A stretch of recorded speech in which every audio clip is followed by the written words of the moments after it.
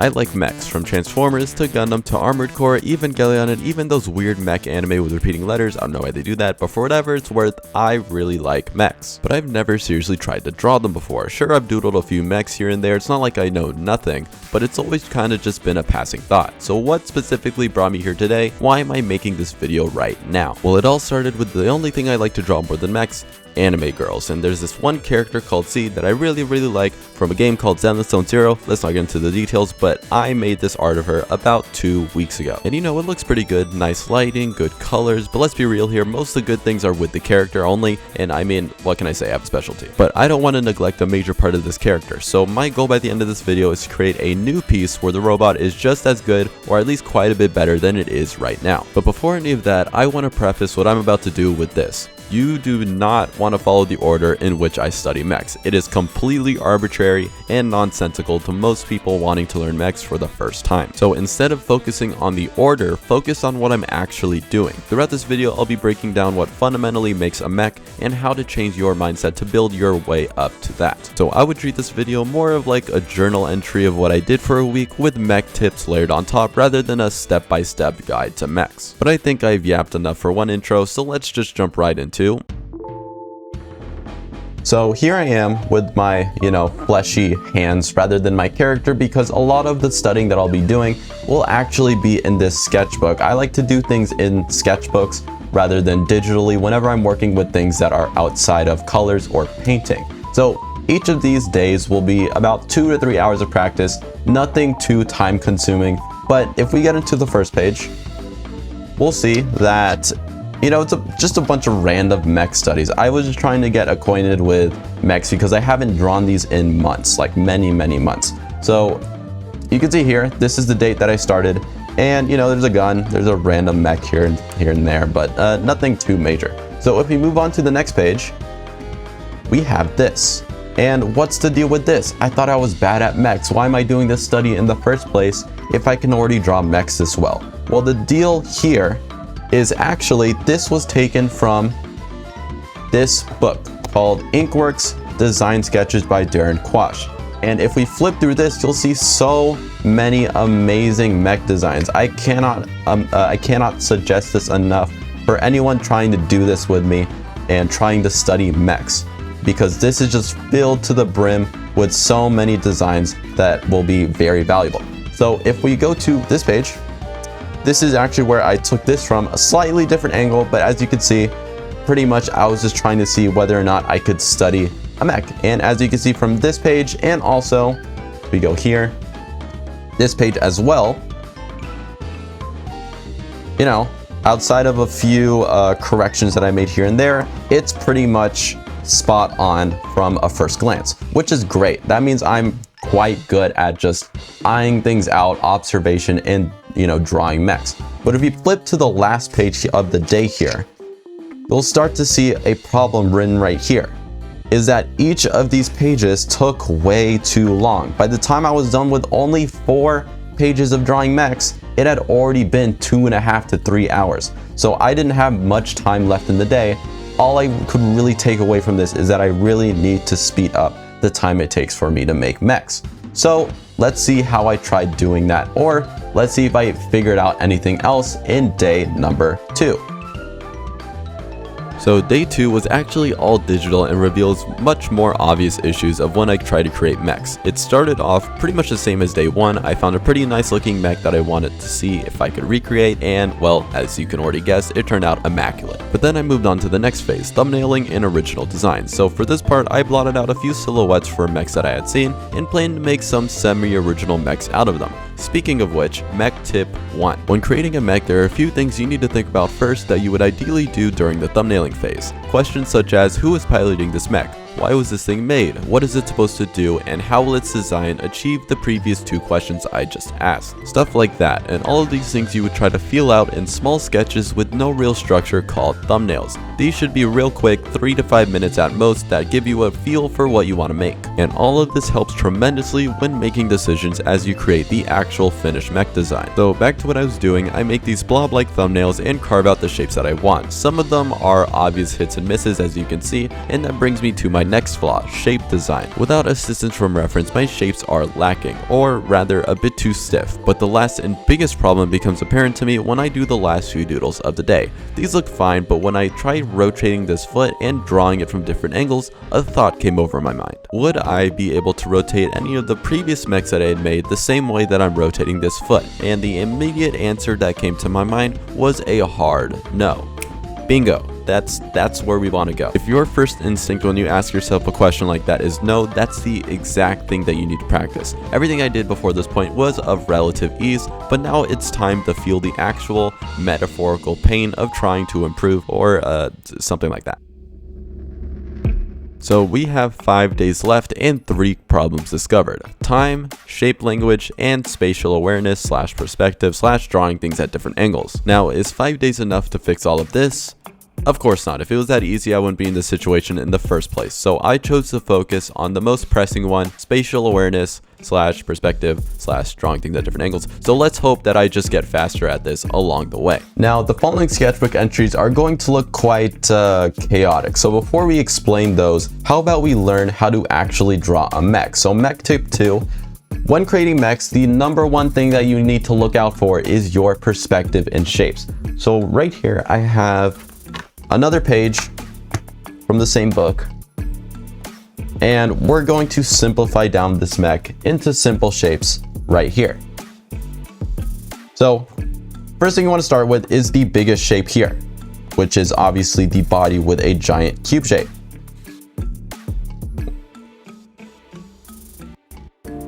Now it doesn't need to follow the, I'm gonna get another pen. This thing fucking sucks. So when dealing with something like this, you copy the main shapes in the body. All right, cube.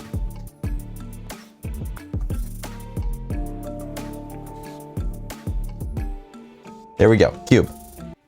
Now you start working your way down to more complex shapes. Maybe these triangles on the side, the bottom part of the mech, which is just another cube that is connecting the legs to the main body right here. Trying to do this a little fast, so it's going to be quite sloppy, but I think you guys get the idea here. Right? And then you just move on to other things like these legs, maybe some things on top, this little circle on top. I'm going to fast forward a little bit. You guys don't need to watch, everything to do with that, but, we'll see where things go.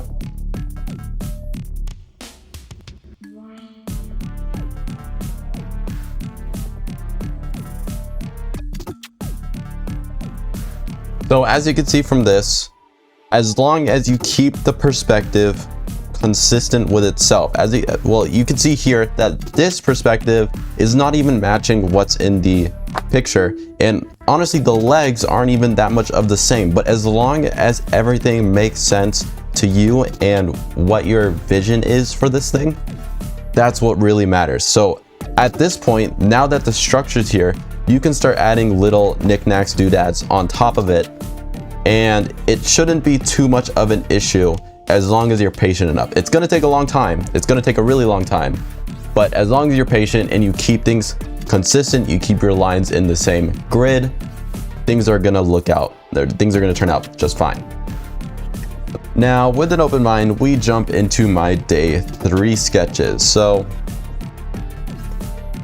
some of them will be nice, some of them not so much, but let's just flip through them for a little bit.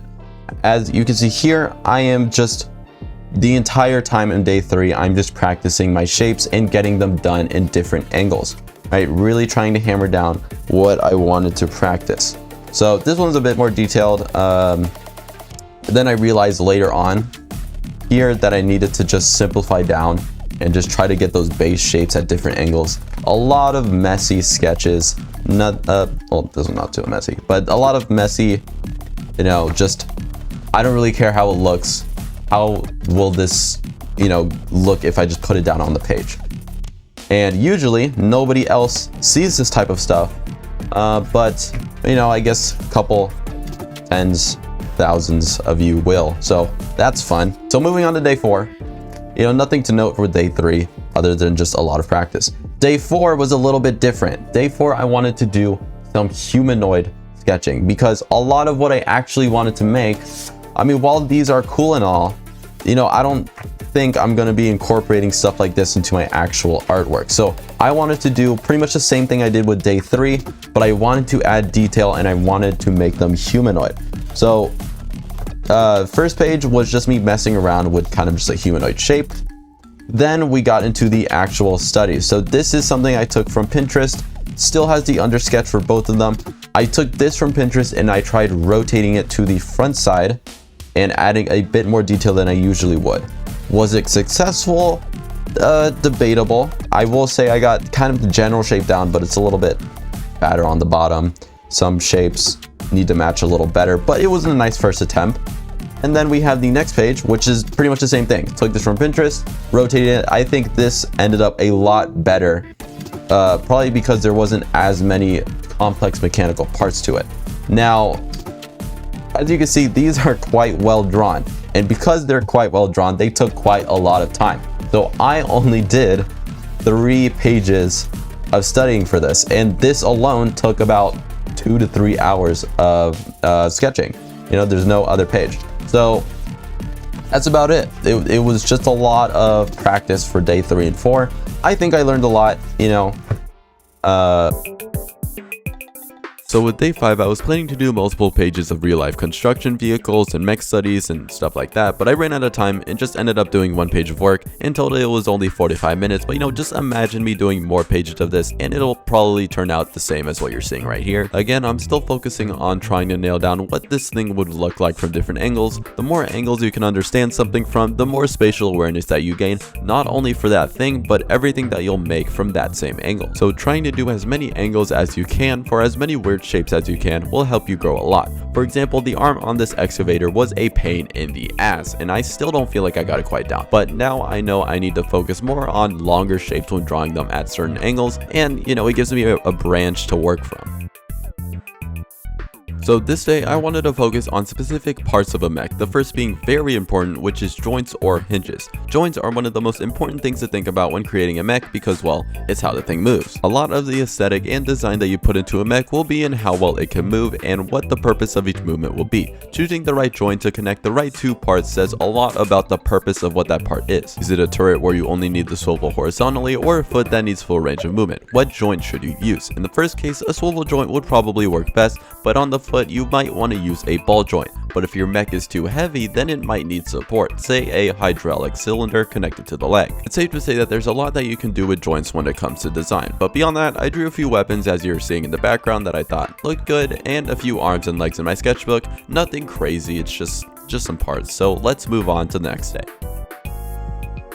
Alright, so day 7, I wanted to do a colored study as everything I've done so far has just been black and white. Nothing really to take from this or anything like that. At this point, I was just kind of studied out, and it's been almost a week since I've colored anything. I was starting to go a little crazy. Oh, the misery, the pain and suffering of studying for 6 whole days straight. Poor me.